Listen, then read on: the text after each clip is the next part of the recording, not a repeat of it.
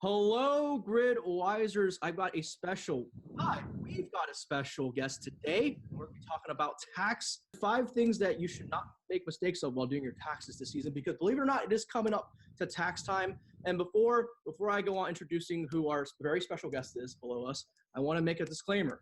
We at Gridwise, we are not licensed tax professionals. So we're going to give you this advice.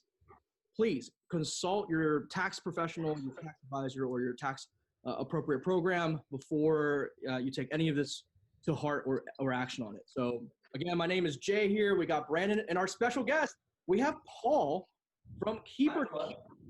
Hello, Paul. Paul, you are, as I understand, the co-founder and CEO of keepertax. That's correct. Yeah, I'm really glad to be here. Thanks for having me. Thank you so much for hopping on. Now, keepertax, guys, for those of you watching, you might be wondering, what is keepertax? Keepertax is a software platform for gig workers. Am I right with gig workers? Yeah, that's right. Including folks like independent drivers. And we file their taxes. So we're a tax filing software. Real quick, I just want to bring this up about Paul. He also went to Harvard, and he also built up like the product. He built like Stride Tax, as I'm led to believe, right? Oh man.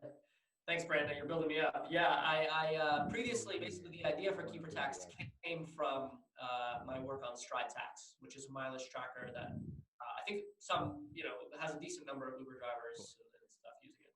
So you know a little bit what you're talking about. Okay, I just want to make that clear. Yeah, we got a Harvard grad, and also I think it was head of product as Stride Tax, and now founder of your own tax software platform company. Fun fact, a lot of us here at Gridwise, we are also active drivers in our own communities. I was using Stride Tax for a little bit back in the day. Yeah. What do you think? I thought it was pretty. Here's the thing. It worked. It worked when you put it to work. I hit the online button and the track, but sometimes it'll lose my GPS signal, and when I come back online, it'll draw this like estimated line, a diagonal, like a teleport or something. That was my biggest. But I ended up filing my taxes. Here's the thing, newbie mistake that I did, Paul. I filed my taxes with H&R Block, and I paid more taxes. I paid more fees to H&R Block than I did my taxes. Or maybe I got the short end of the stick, but I paid about $300. Oh man, yeah. Wow. I wish I would have met you and heard about keepertax. Yeah. Last year. The marketing a little bit here, Paul. So save some money, please. How much is keepertax? Okay, well, look, I don't, I want to share some educational content and all that, but I can do a quick blurb. So keepertax is $89. That includes federal and states. It's just one flat fee, and we have an accountant that reviews every return before it's submitted. So we think it's a reasonable price. That's very reasonable, and much more reasonable than what I paid H&R Block. Yeah. You get that human touch, though. Taxes. What are taxes to gig workers? Do we owe taxes? Because I think a common misconception that I online on the user forums, Paul and Brandon, is I always see people giving advice on Reddit, like, if you deduct and write, guys, you don't pay zero in taxes. So let me dive into the topic I had for you guys today. So these are the top 5 misconceptions that, over my time working with drivers and other folks doing gig work, that I've seen the mistakes I've seen people make. And the first one is directly related to what you just said.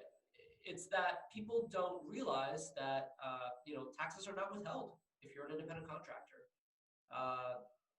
So if you are coming from part-time or full-time W-2 work, you might be accustomed to having to fill out one of those little forms that says, here's how much the employer is going to withhold for you. Mm-hmm. But if you work for Uber, that's not the case. And a lot of drivers, unfortunately, they think oh man, I'm getting paid so much every week. Not thinking about, 30% of this, or hopefully much less, but some percentage of this is I'm going to have to owe on taxes. Right. And so they come to tax time and they owe, a significant chunk of money, and don't have the money set aside. Like they thought that all the money they were getting from, you know, Uber, Lyft, whatever throughout the year was their money to keep, but in reality, part of it was the government's. So that can be really, really tough, and especially if you're coming from, you know, having done some kind of part-time work or like, you know, something where income was withheld, that might really catch you off guard. Right. So like these drivers, essentially, if you're not thinking about taxes at all, you end up, you know, you file your taxes, think you're not going to pay anything because you read like Reddit boards, I guess, like Jenda does, and then you owe $3,000-4,000. Maybe it's not that much, but you owe something, and then you're like, oh shit, Yeah. now I have to Yeah. come up with Yeah. X amount of money. I think the current independent tax rate is 15%, and that includes your like it's like what you would pay as Social Security tax. And here's the thing, I don't think it includes state tax either. So like you also have the state to worry about in addition to federal taxes. So you may like a lot of drivers, like you're right. When I first started driving for Uber or Lyft, I got this fat hourly earning. I'm like, man, I made $30 an hour. And then the next day I made $50 an hour. Like, this is great. And I didn't factor my gas that I put in my car, the maintenance, and I didn't even think about taxes at that time. Because in my mind, I was like, oh yeah, we can all these write-offs. We write it off, we pay $0 in taxes. That's exactly right. So that leads me into my second common misconception. So the second thing, and hopefully your community is on top of this, but a lot of drivers don't track their miles. And you know, they think that Uber is gonna, like, they can just use the Uber or Lyft's like records at the end of the year. But there's actually a lot of problems with that, because Uber and Lyft, they're gonna give you only the miles on their platform. And they're not going to give you certain miles. They're going to give you the miles on trip, and they're not going to sort of tell you the before and after, as well as like when you leave your home. As soon as you leave your home to start driving, like that starts to be deductible mileage. And so it's important to track it yourself, because if you rely just on what the platforms report, you could be double counting, you could be undercounting, and it's tough to get to the end of the year and not have those records. Right. Paul, can you give us an idea of what what exactly the IRS says are the miles that we can deduct overall? Yeah. So three kinds of miles. So obviously, when you have a passenger in the car, that's deductible. The second thing is to and from your first and last passenger, basically. So you know, this is important not to forget. If you live outside of the a big city where you go and work, then the miles you drive, even if you don't have a passenger in the car, to that city are also deductible. And then the third example is, you know, if you're picking up sort of driving related supplies, or you're getting gas, that trip will also be deductible mileage, because that's a trip you're taking because of work. So those are at least two of those periods that you kind of laid out there are times where you might have the app off, the Uber or Lyft app. Right. So yeah, Uber and Lyft are going to have no idea you're even doing those miles. So you need to make sure that you're tracking those. It sounds like you're tracking those. Didn't even think about this. For the longest time, guys, I wasn't even tracking. After my shift, I'd be on empty. I went to the gas station to get gas. And as an Uber driver, you know, Gridwisers, you're watching this. How many times do you fill up per week? 2 times a week? Full-time drivers, maybe even 3 times a week. Those little small trips to the gas station and back, those add up. It adds up. Maybe 50 miles, 100 miles at the end of the year. Cool. So speaking of small deductions that add up, the third misconception that we hear all the time is people who are like, okay, I got the first two. I know I got to pay taxes. I know I got to track mileage. And then they forget that there's all these other expenses that they can also write off on top of their mileage. So, you know, a lot of drivers don't realize, like, their phone bill, any kind of chargers and cases, certainly if you bought a dash cam or got, new floor mats for your car, like all of those types of expenses are, you had to purchase those things because of your driving work. And so if you don't report those on your taxes, you're going to be overpaying at the end of the year. There's so many of these. And I think, another one of my favorites is actually Spotify. So because, you're in the service business, as a driver, like if you are playing music in your car and you pay for a music subscription, that's partially tax deductible. Right. And I would also like to add, I was told to deduct a percentage of my monthly phone bill that I paid. So the whole phone bill, because I'm using my phone for my business, That's as right. a rideshare driver, I was able to, the guy asked me, what percentage effort would you say you would use your phone for personal versus rideshare? I came Right. up a 50-50. He's like, okay, so take all of you paid for your phone bill in this past year, take half of that and add it to the deduction on top of your That's money. right. That's right. And it adds up, right? Your phone bill's $50 a month and so it matters a lot. Not to mention the phone itself, like you can't drive for one of these platforms without having a newer mobile device.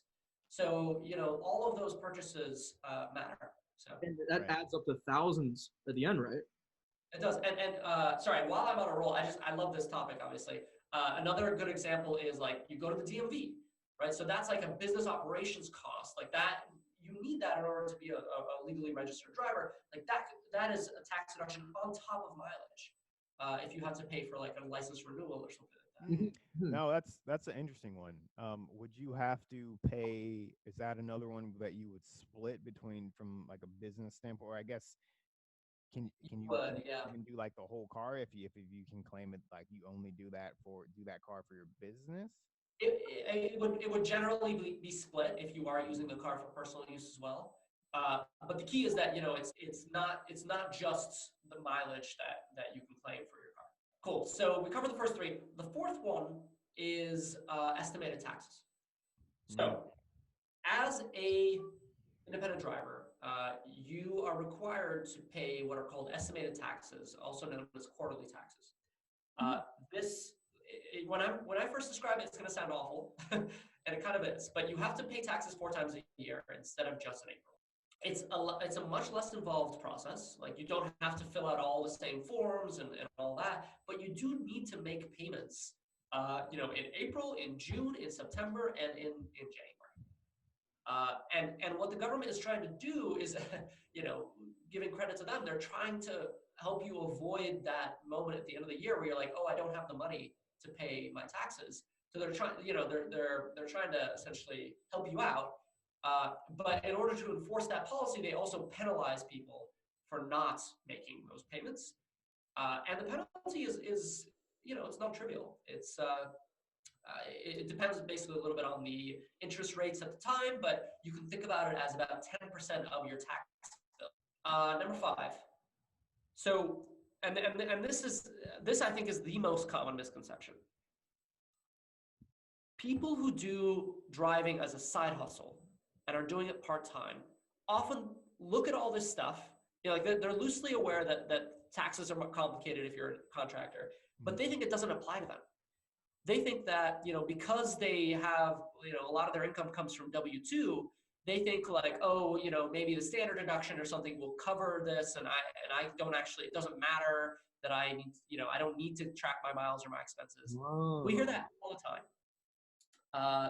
And with the Jobs Act, like we know that the standard deduction was raised, and so people think that if they have less than a certain $5,000 in write-offs, they shouldn't even bother with it. That is false. And it can be a very expensive mistake to make because every dollar that you can claim, even if you made $600, which is the minimum for when you have to report, even if you made $600 driving, like every dollar you can claim as a tax write-off is going to get you about 30 cents back on your taxes. Right. So it doesn't matter if you're just claiming $100. Like you should claim everything you can. Because that's money in your pockets. And that's a great point that you brought up. I wasn't even thinking about that. That some people are getting confused what that standard mileage or that standard federal write-off is. That what is it called? The standard deduction. And that does not apply to your independent contractor earnings as your side hustle. Like you still need to pay tax. Or does exactly? Yeah. It does apply to you. It applies to all income you make. Although the 15% self-employment tax that you mentioned at the beginning of the call is you're going to have to pay that regardless, and then you're going to pay an additional any amount over the standard deduction you have to pay. So, Paul, we have talked about a lot of different things, some of these common misconceptions or common mistakes, I should say, that drivers are doing. A lot of this stuff is complicated. Like, what's a way that we can kind of make this easy so people can do things like not completely missing deductions and stuff like that? Yeah. Good question. I mean, I'm going to plug the company I'm building. Like I'm dedicating, my time and my team's time to solving this problem. So what, you can use a service like keepertax that essentially makes this easy, that has all of the different tax write-offs built into it, and sort of understands you as an independent driver and your needs. Um, what we do is we will, drivers can sign up and we will scan their entire last year's bank statements, right? All the purchases they made on any credit cards, and we will identify tax deductible expenses for them, right? So the Spotify expenses, the all those little things that are really easy to miss, we use software to automatically find those, and so that can save you a lot of time, right? If the alternative is like printing out your bank statements and highlighting stuff, this can be a lot more efficient, and we can make sure that you're not missing anything. Mm. Or just like So, looking through emails, seeing like when did I right, buy, or looking like through like your Amazon order, when did I buy that right, charger? right. Yeah. Yeah, Amazon is tricky, but we'll essentially pull out the Amazons and ask you like, hey, what did you buy on this Amazon? And Yeah. that one can be hard to remember, but we'll still identify it, so at least you won't miss it. All right. Cool. All right, Gridwisers. So as part of our partnership with keepertax, we have a phenomenal deal out today. And Paul, what is that? Sorry. So the deal is a special discount on the tax filing service. So I mentioned $89 at the beginning of the call. We're actually cut that down. I believe it's $69. So that's quite affordable. And just for reference, I think TurboTax or H&R Block are going to run you like $140 plus when And you include state. is this tax deductible? Yes, and any fee that we charge is also tax deductible. Look at that, Gridwise. All right. So a couple different like kind of key mistakes to avoid. Keeper tax obviously would go a long way in kind of helping you identify those different deductions, help you get the most bang for your buck. Little Gridwise plug here. Gridwise will help you track your mileage, so you can get the most bang for your buck there. It's a pretty nice 1-2 punch.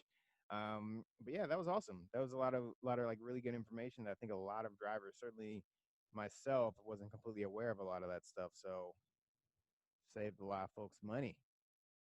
I hope so. Cool. That's Thanks, awesome. guys. It's been a pleasure.